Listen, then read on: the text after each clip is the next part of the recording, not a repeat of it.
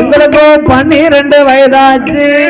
இதனால் இதுவரைக்கும் அம்மாவும் வரவும் இல்ல, அப்பாவும் ஆயுதகப்ப யாரு என்று தாத்தாவும் சொல்லல.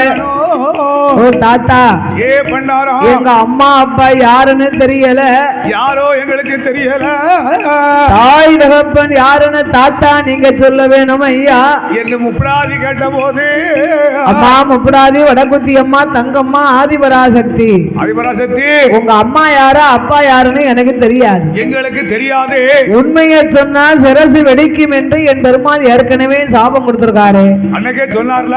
அதனால உண்மையை சொல்லாமல் சந்தனா மகாமுனிவர் சொன்னார். ஆமா, உங்களை வளர்க்க சொல்லி ஒப்படைத்தது உங்க அண்ணன் ஆகிய கோபால கண்ணே சிவன் நாராயணமூர்த்தி. அதனால நீங்க